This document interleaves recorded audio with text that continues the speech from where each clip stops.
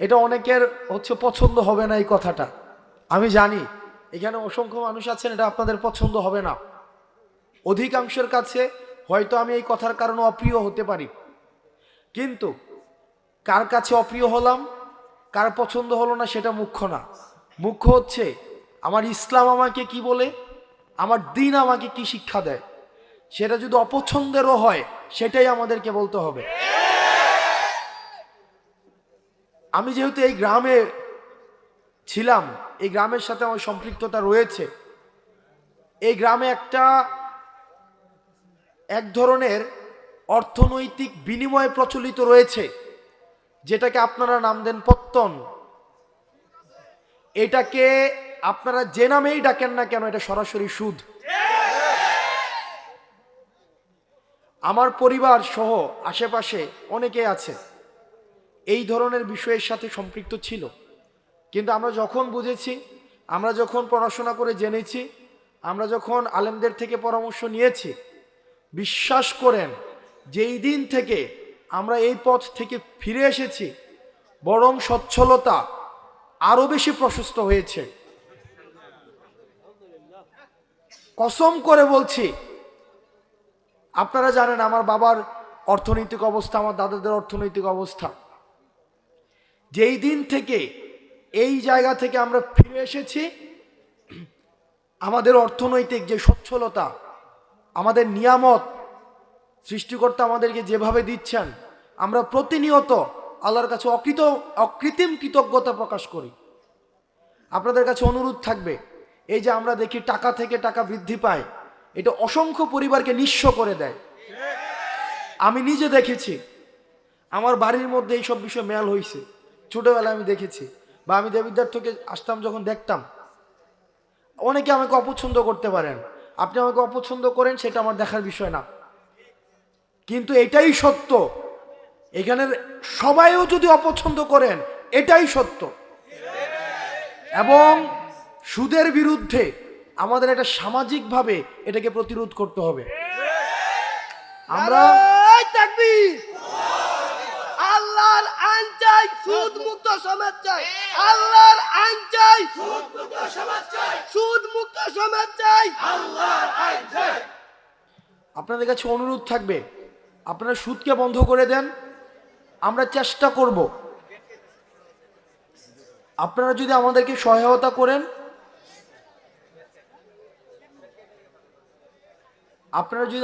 সহায়তা করেন, আমরা আমার জায়গা থেকে চেষ্টা করব সামাজিক যেই ঋণকে সহজলভ্য করা, সামাজিক ঋণ প্রদানকে সহজলভ্য করা। আপনাদের কাছে মনে হতে পারে যে এটা তো একটা মাহফিল। ইসলাম তো পূর্ণাঙ্গ দিন ব্যবস্থা। ইসলাম আমার দুনিয়া নিয়েও কথা বলে, দুনিয়া পরবর্তী বিষয় নিয়েও কথা বলে। আমাদের দুইটারই সমন্বয় ঘটাতে হবে।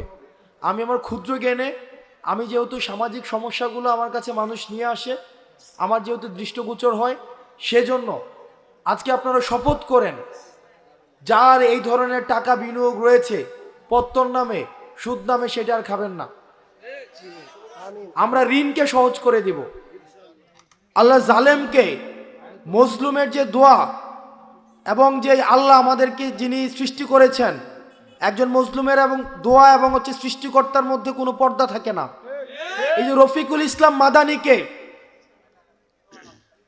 উনাকে অন্ধকার কারাগারের মধ্যে এই আওয়ামী জাহিলিয়াত সরকার উনাকে নির্যাতন করেছে। উনি দিনের কথা বলায়, হকের কথা বলায়, হালালের কথা বলায়। রফিকুল ইসলাম মাদানি সাহেব, যিনি গত দীর্ঘ 1.5 যুগের বেশি সময় ধরে আপনারা দেখেছেন যে ইসলাম প্রচার এবং প্রসারের জন্য, হালাল এবং হক প্রতিষ্ঠার জন্য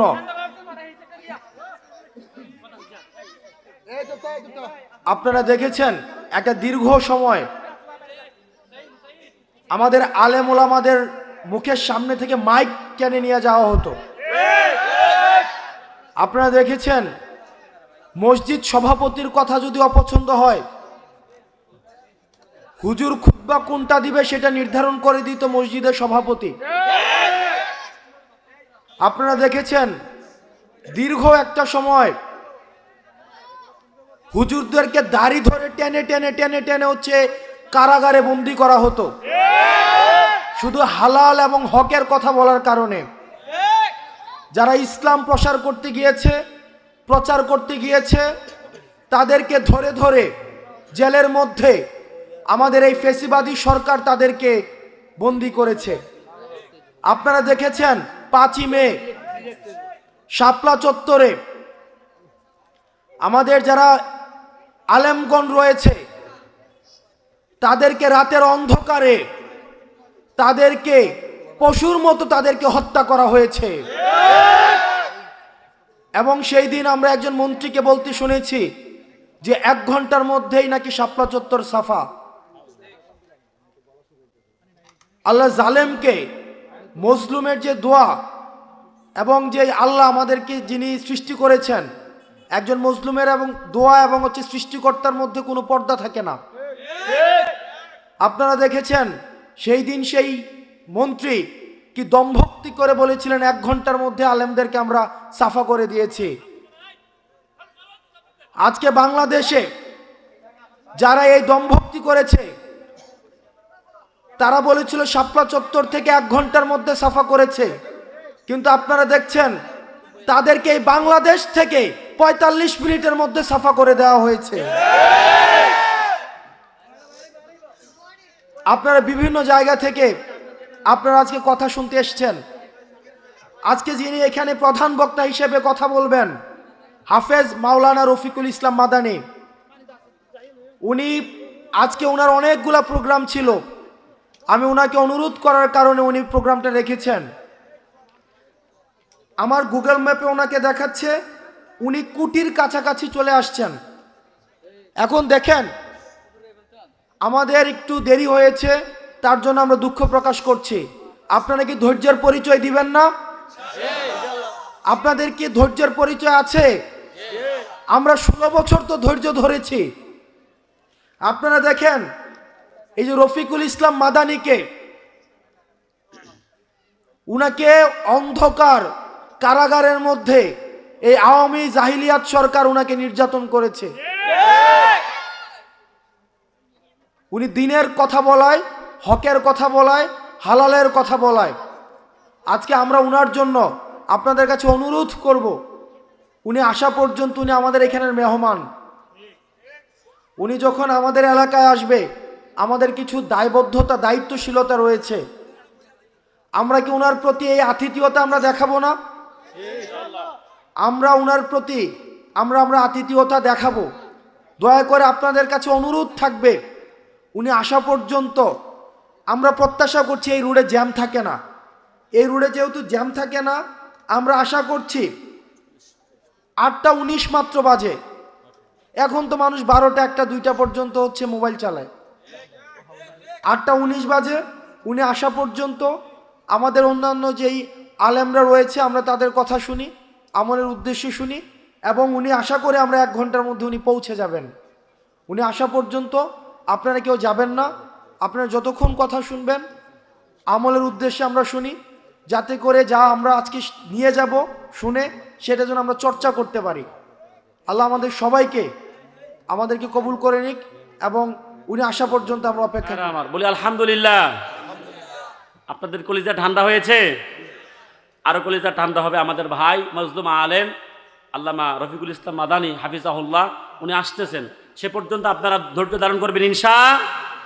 ভাইরা আমার, যে কথা বলছিলাম, মানবতা শিক্ষা দিয়েছেন 1500 বছর আগে আল্লাহর কোরআন, ঠিক কিনা বলেন ভাইরা আমার? আজকে মানবতার ফেরিওয়ালা যে আপনাদের যার বক্তব্য শোনার জন্য আসছেন রফিকুল ইসলাম মাদানী সাহেব, উনি এই যে আপনাদের পিছনের বিল্ডিংটায় আছেন, মানে এই যে আপনার পিছনের বিল্ডিংটা, একটা মানুষ 8 ঘন্টা জার্নি করে আসছেন, 8 ঘন্টা, তো ওনার কিছু জরুরাত হইতে পারে, তো উনি আবার বক্তব্য দিবেন।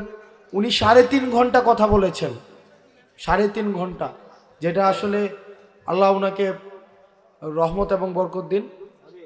এই যে মসজিদটা আমাদের, যেটা 4 বছর হয়েছে মসজিদটা, এই মসজিদে গত 2 দিন আগে আমাদের এই উপজেলার জন্য 5 কোটি টাকা বিশেষ বরাদ্দ দেওয়া হয়েছে।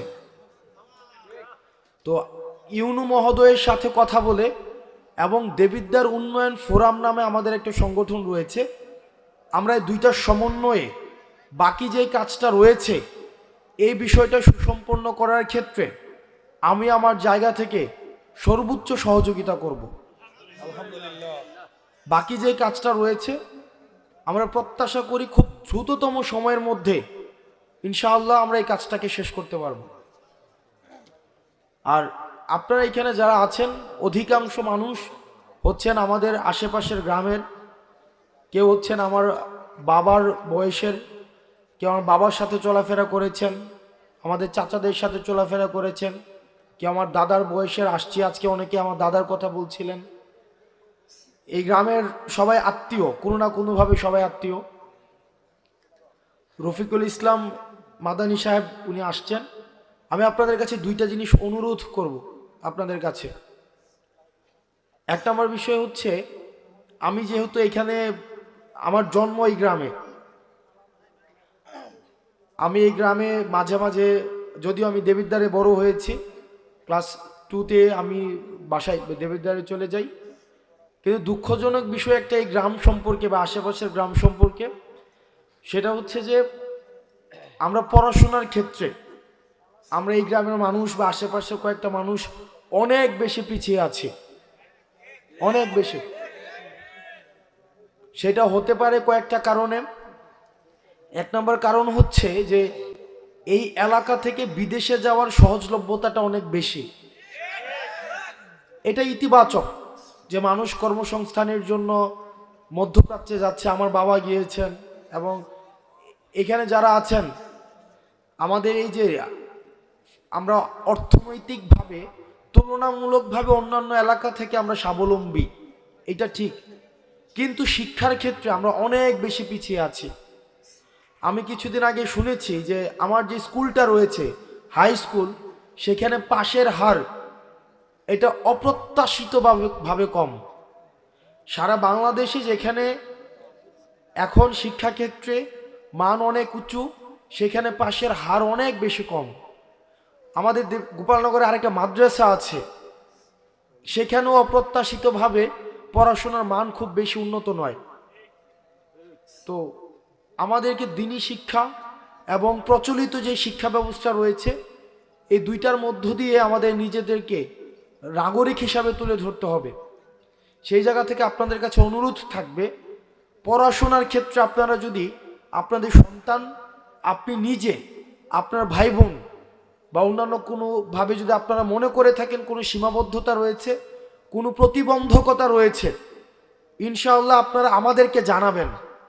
এই গ্রামে অসংখ্য মানুষ আছে, অন্তত 5টা শিক্ষার্থীকে অর্থনৈতিকভাবে আজীবন পড়ানোর ক্ষমতা সম্পন্ন মানুষ আছে। আমি অন্তত আপনারা আমাকে জানাবেন যে আমার ছেলেটা পড়তে চায়, আমার ভাতিজাটা পড়তে চায়, সে আমার বোনটা পড়তে চায়, আমার নাতিটা পড়তে চায়, কিন্তু আমরা অর্থনৈতিক সীমাবদ্ধতা বা পারিপার্শ্বিক সামাজিক প্রতিবন্ধকতার কারণে আমরা সেটা পারছি না। আপনারা আমাদেরকে জানাবেন, আমরা সেটার যথাযথভাবে, আমরা সমন্বিতভাবে, যারা আছেন এখানে আমাদের সোহাগ কাকা আছেন, এখানে অসংখ্য মানুষ আছেন, এই নাম মেনশন করলে আমার অনেক, এটা লিস্ট হয়ে যাবে, আমি নাম মেনশন করতে চাচ্ছি না। আমরা সহায়তা করবো ইনশাআল্লাহুল আজিজ। কখনোই যেন মানে আপনাদের আর্থিক কারণে পড়াশোনা যেন না থেমে যায়। 2 নাম্বার বিষয়, এটা অনেকের হচ্ছে পছন্দ হবে না এই কথাটা, আমি জানি এখানে অসংখ্য মানুষ আছেন, এটা আপনাদের পছন্দ হবে না। অধিকাংশের কাছে হয়তো আমি এই কথার কারণে অপ্রিয় হতে পারি, কিন্তু কার কাছে অপ্রিয় হলাম, কার পছন্দ হলো না সেটা মুখ্য না। মুখ্য হচ্ছে আমার ইসলাম আমাকে কি বলে, আমার দ্বীন আমাকে কি শিক্ষা দেয়। সেটা যদি অপছন্দেরও হয় সেটাই আমাদেরকে বলতে হবে। আমি যেহেতু এই গ্রামে ছিলাম, এই গ্রামের সাথে আমার সম্পৃক্ততা রয়েছে, এই গ্রামে এক ধরনের অর্থনৈতিক বিনিময় প্রচলিত রয়েছে, যেটাকে আপনারা নাম দেন পত্তন। এটাকে আপনারা যে নামেই ডাকেন না কেন, এটা সরাসরি সুদ। আমার পরিবার সহ আশেপাশে অনেকে আছে এই ধরনের বিষয়ের সাথে সম্পৃক্ত ছিল, কিন্তু আমরা যখন বুঝেছি, আমরা যখন পড়াশোনা করে জেনেছি, আমরা যখন আলেমদের থেকে পরামর্শ নিয়েছি, বিশ্বাস করেন যেই দিন থেকে আমরা এই পথ থেকে ফিরে এসেছি, বরং সচ্ছলতা আরো বেশি প্রশস্ত হয়েছে। কসম করে বলছি, আপনারা জানেন আমার বাবার অর্থনৈতিক অবস্থা, আমার দাদাদের অর্থনৈতিক অবস্থা। যেই দিন থেকে এই জায়গা থেকে আমরা ফিরে এসেছি, আমাদের অর্থনৈতিক যে সচ্ছলতা, আমাদের নিয়ামত সৃষ্টিকর্তা আমাদেরকে যেভাবে দিচ্ছেন, আমরা প্রতিনিয়ত আল্লাহর কাছে অকৃত্রিম কৃতজ্ঞতা প্রকাশ করি। আপনাদের কাছে অনুরোধ থাকবে, এই যে আমরা দেখি টাকা থেকে টাকা বৃদ্ধি পায়, এটা অসংখ্য পরিবারকে নিঃস্ব করে দেয়। আমি নিজে দেখেছি, আমার বাড়ির মধ্যে এইসব বিষয় মেল হয়েছে, ছোটবেলায় আমি দেখেছি, বা আমি দেবিদ্বার থেকে আসতাম যখন দেখতাম। অনেকে আমাকে অপছন্দ করতে পারেন, আপনি আমাকে অপছন্দ করেন, সেটা আমার দেখার বিষয় না, কিন্তু এটাই সত্য। এখানের সবাইও যদি অপছন্দ করেন, এটাই সত্য। এবং সুদের বিরুদ্ধে আমাদের একটা সামাজিকভাবে এটাকে প্রতিরোধ করতে হবে। আমরা নারায়ে তাকবীর। আল্লাহর আইন চাই, সুদ মুক্ত সমাজ চাই। আল্লাহর আইন চাই, সুদ মুক্ত সমাজ চাই। সুদ মুক্ত সমাজ চাই। আল্লাহর আইন চাই। আপনাদের কাছে অনুরোধ থাকবে, আপনারা সুদকে বন্ধ করে দেন, আমরা চেষ্টা করব। আপনারা যদি আমাদেরকে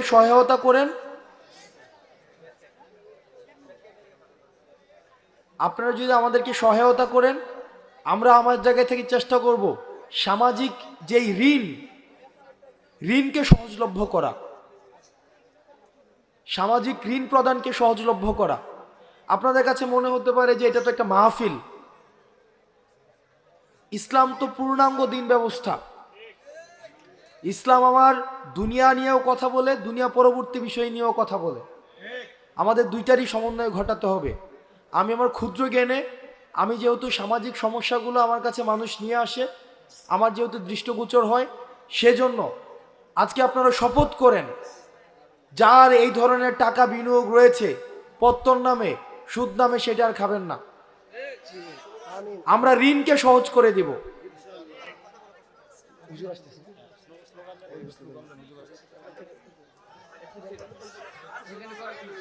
হুজুর আসতেছে, আপনারা প্রধানমন্ত্রী আগমন, রফিকুল ইসলাম মাদানী সাহেবের আগমন, প্রধানমন্ত্রী আগমন, রফিকুল ইসলাম মাদানী সাহেবের আগমন, মোবাইল নগরের পক্ষ থেকে